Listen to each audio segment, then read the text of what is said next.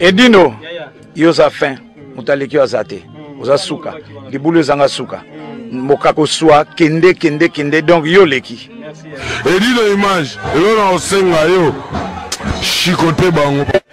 Mbote mingi na balandi nyonso bomesana kolanda chaîne na bino ya Panza Sango ya Congo et le lion de la presse. Tout ça nous quand on a fité ce makasi le lion de la presse ndé makambo. To bezate plateau qui to bonde boyebi kaka. To yambi bon lelo kasanda wetu encore kasanda sous lelo mais juste to sonner moi na lombango parce que azana. Alors bonjour Léonard Kasanda. Bonjour Edino Image, merci d'abord ya koyambanga na cadre na yo kitoko na moni vraiment studio ezali kitoko makasi. Oui, ezanda ko na bino hein. En tout cas, il y a solo vraiment, il y a ici Canabiso, il y a Bana Congo. De temps en temps, si vous en avez besoin d'Abiso, tu vas sans problème. Ah, merci. Alors, Léonard Kasanda, tout que la première question d'Abiso. Consultation, tout le monde que le président a mis presque Batunion, mais tout le monde a deux personnes, on dirait Martin Fayulu, Mozito et puis Kabila. Bon, en fait, consultation est allée pour na banamboka onyo so balingi mboka na biso, o balingi Congo. Ce qui vraiment au lingi Congo, okoya na camp du peuple. Il y a un chef de l'État à poni naie niveau ya mototé ou classe sociale moro boyeti. Chef de l'État lobby aux à la moto so sala mabe. Mais tant que lelo obongami, au komi sikoyo ondimi mabe wana oyo salaki. Mais au lingisco change comme na camp ya peuple. Oui. Yaka to solola y a pas de problème. Ya moni chef de l'État bing ça qui même batu ya ba FCC, ba député mususu ba banda ucha butu makasi, ba yaki to monaki bande mususu ya ba sénateur, ba yaki pe wana. En tout cas, a bing ça qui ba classe news voir même ba chege, ba mama bilanga, biso to monaki bango, na ba wewa ya moto tout ça. En fait, chef de l'État linga yo ka moto nyonso. Mais tu comprendre que tout le monde va critiquer pourquoi le chef de l'État a bengi si le kola ba mama bilanga ou a bengi si le kola ba saï ba théâtre. Donc ba oyo balingi Congo te yangonde o moni ba yakiti. Ah yangonde ba yakiti. Parce que Alansa qui appelle pour na batu nyonso invitation. Ba o balingi ba sala mutu makaso balingi Congo te. Yango batikali na kana bango lokola ba Martin Fayulu, lokola ba Mozitu, lokola ba Kabila. D'ailleurs tozali na besoin sous tozongela makambo etali Kabila parce que toyebi que chef de l'État déjà de le début tant comme président de la République a koutana plusieurs fois na Kabila. Jusque là makambo changera raté, il y a toujours blocage na blocage. Pour na ngai na mona consultation tina moko te Kabila azala consulter. Donc voilà la réponse na ko pesa. Merci peuple congolais pour comprendre que consultation va bien ça va tout so mais so bomoni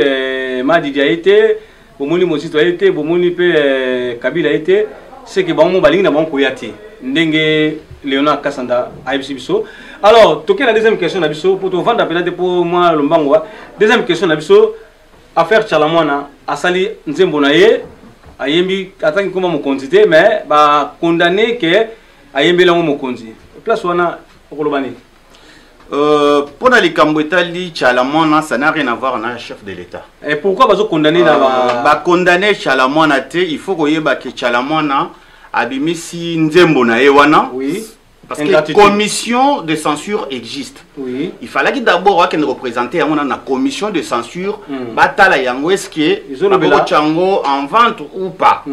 Donc pour batobayo kayango yé a brûlé étape wana. Yango wana tango ekoma ki bato bazo yango ezo tourner na ba réseaux sociaux. C'est tout à fait normal que ba bengisa ye pour répondre pourquoi au brûlaki étape wana yozali artiste moko monene oye ayebani monde entier. Pourquoi oya quitté la kisabiso que non voilà disque nanga yango yo ou chanson nanga yango na lingi na chango en vente. Donc pourquoi au garder yango au publier yango selon yo on dirait que yonde mutozo sala loi na mboko yo donc commission de censure existe à katé. Voilà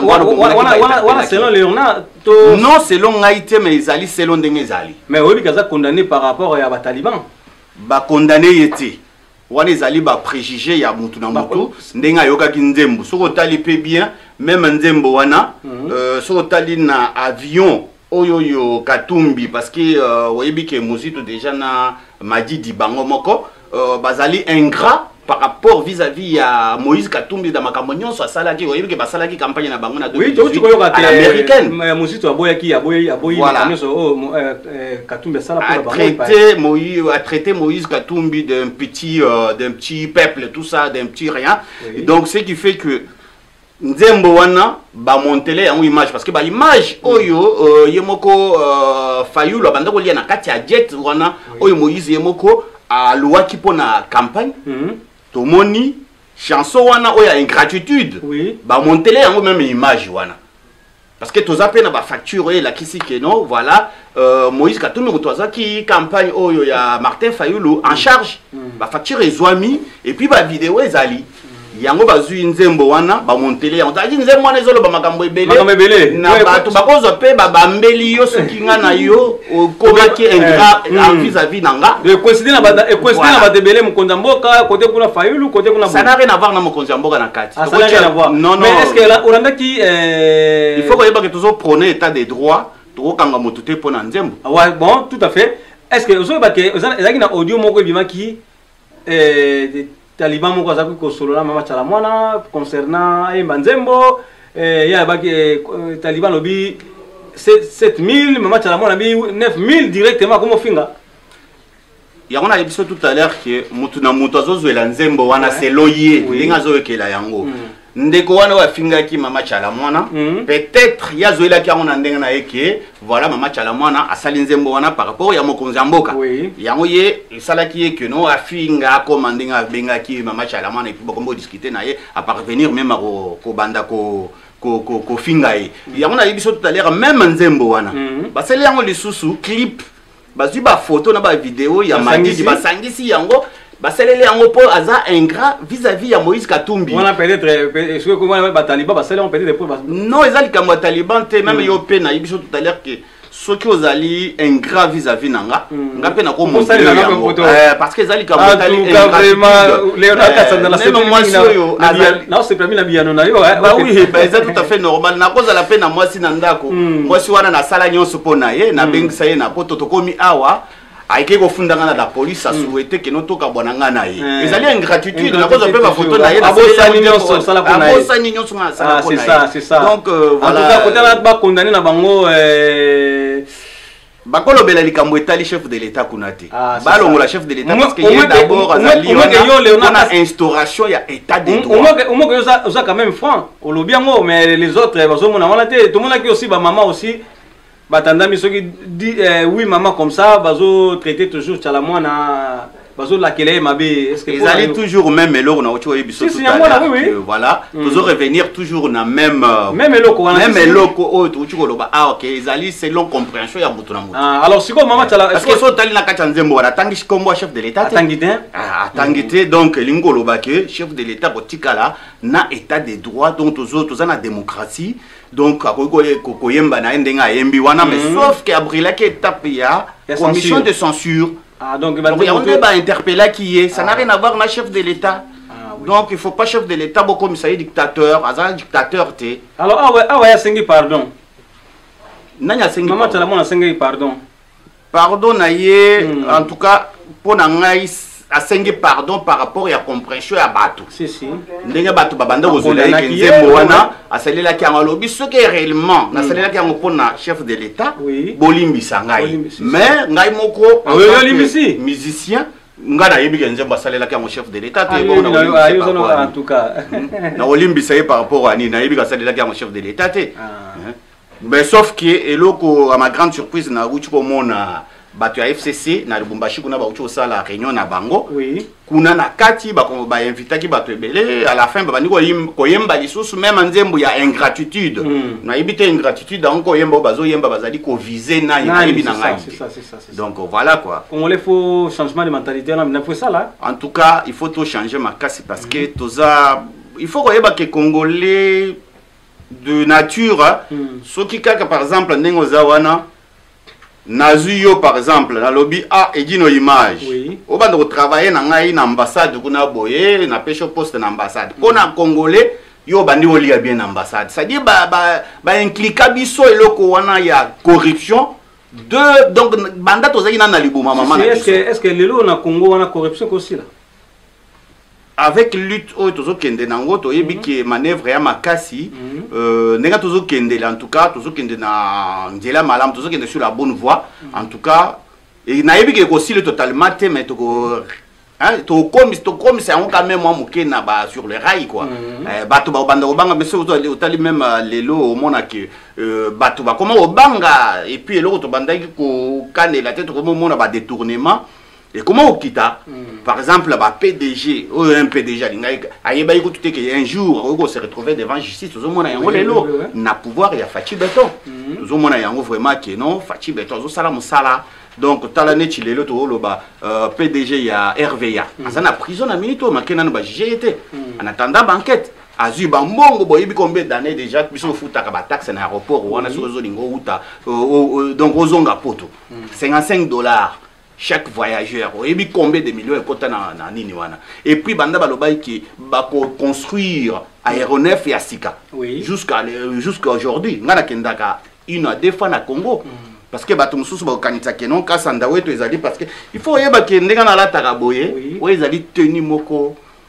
et puis marapamba pamba te soke bimi seke makambo za soke bimi yeba ke makambo ezali oui. Bato musu bakanisa ke non parce que namona quand même na ba réseaux sociaux bato balobaka oh kasanda wetu donc aux alliés flatter tout ça aux alliés pour flatter Fatino ngana bandi okende na Congo na ko biso bato bazolanda biso ke kasanda wetu à investir na Congo. Moi j'ai de maisons na Congo oyo natalaka Fatite oyo ngai moko depuis 2010 na somba mapango na Lemba Lemba terminus nazana ba locataire basé belé kuna nazana lopango na Lemba munene ya 25 sur 25 na tonga kuna nazana lopango na Lemba rigini na tonga kuna na tia ba locataire donc ndenge zawana na kendaka une à deux fois na Kishasa et linko lobate ke non nga nazali manjanti donc nazali déjà conscient depuis kala que non voilà il faut investir na mboka nanga donc biso bakasandwe tozali bato oyo babanda komba na poto awa depuis 2004 biso bakasanda biso batosala apareko ya Ngwanda biso bakasanda de batosala apareko ya Ngwanda awa na poto tozali na ba papier volcan tosala ba candidat keke oyo mbuya ya Ngwanda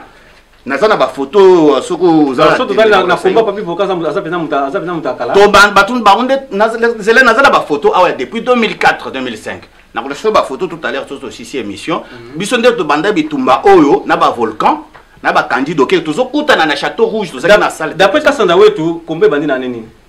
komba e bandi awa na poto na 2004 na 2004 biso ba kasanda premier combattant tozaba premier combattant mais moto abimaki mingi devant ba caméra boye ezali papier volcan et bongo babé masombo bango baye koya na baye bana kiti ça c'est sûr bango baye bana kiti to yeko yeba bango kana 2011 awa na élection ya papa Etienne Tshisekedi babé masombo 2011 oui bango nyonso na ba odombo bango nyonso zomona wana baye koya na 2011 tango to telema keno babotoli papa Etienne Tshisekedi nini victoire na ye pa Kabila na élection à 2011 ya ndo moni bato na nyonso bayaki ngulu pa tout et comme ba obasala ba émission ba obasala mais bayaki ba apporter quand même quelque chose na combat oui na combat na bango ezaki oui ezaki bien mais mabende bandaki et komaki siko ba combat moko ya violence boye bibiso na IDPS to prononcer pas pamba ke na parce que le comme IDPS non nazaka IDPS bandakala na kola kisayo ba mais tant ozaki bozaki ensemble 2004 là vous avez toujours IDPS soko tali na ba photo na nga 2005 IDPS luka bozo omona ba photo na ba ndorole ya IDPS luka bozo combattre Kabila c'est pour ça ya mwana bozaki ensemble c'est ça non oui to bandaki ko combattre tozaki ensemble mais siko eloko yeko bebe sezali ke na 2011 bandeko ba yeko rejoindre abiso nde ba yaki na ndenga mabe ba bandi ko zwa basi ya batu ba bandi ko finga batu ce qui fait que nde eloko bebe saki combat yango ale yo kimina nazonga ki sima parce que ezaki soki ba organiser ba marche na bango na banda ko participer mais nazaki na bango na mulongo boyete parce que nazaki motozo kende Kishasa parce que to yebaki opété nga pe na yebaki yote na yo na mono ka tango facha bimi exactement yebaki ngaité parce que na boyaki oyebi na Kishasa nga na biso tout à l'heure na ba leader ba yebani na kata combat ba leader ba yebani ya on azo yebiso nga na leader d'opinion il faut yebaki depuis 2010 nga na bandi okende Kishasa na bandi ko investir na Congo nakendaka 1 à 2 fois na Congo nalingaki te elongi na ngai ebima parce que so okomi na Kinshasa Kabila a instauré système moko na aéroport so okomi okoti na bien kozonga bazui passeport na yo balobi landa yango olanda na couloir moko boyebi kuna soko kozonga upa oyebite so babeti na internet bamoni kombo na ordinateur bamoni kombo na yo yebaki utikali donc destination inconnue yango wana omoni tango banda osala ba marche awa tango komba ebandaki penda kopela moto ngai nazaki wana na mulongo mais nazali kotambola na trottoir lokola ba passant bongo koyeba ke biso bakala bakasanda tolite mingi na kati ya diaspora pour lelo tome quand même instaurer un état de droit na kati ya mboka na biso so totali vraiment bato batikali lelo na kati ya komba ezali ki motema mabe ezali eno bazali nango parce que biso à l'époque tant to bandaki combat to loba même tolingi to mona tanzinzia ya na pouvoir Kabila dégage to mona ata même ya na pouvoir mais Kabila dégage bon but ya combat na biso même ba interdiction ba concert na poto yango wana ko lelo to moni mwana mboka parce que to moni belé bazolo banini o Facha zali alobaki Kabila zali partenaire nanga tout à fait normal oui Facha yaki en tant que civil azali na mundu kité lokola yaki en tant que civil il fallait qu'il soit là flatter les corbeaux et les renards flatter na nomke c'est ça tango monisco a commis makasi yango monisco makambo échanger donc au lieu Kabila peut comprendre le wana parce qu'il faut koyeba que Kabila na mboka wana Kabila détruire Congo Kabila sali abomi société ya l'état a sali ba société parallèle ya sala a la possibilité pour la société où elle a toujours existé la société à l'état abomi à l'état à sali yaye baport ya onatra Kabila abomi baport à onatra à sali baport yaye nous sommes na toyeba bangoka na période ya fachi ndenga yeboy toye komona Kabila nzokande na assemblée wana ba député ba vota que non un ancien président de la République il faut toucher 680 000 $. Tu te rends compte dans l'année, il faut normalement Kabila a touché dans l'année 8 160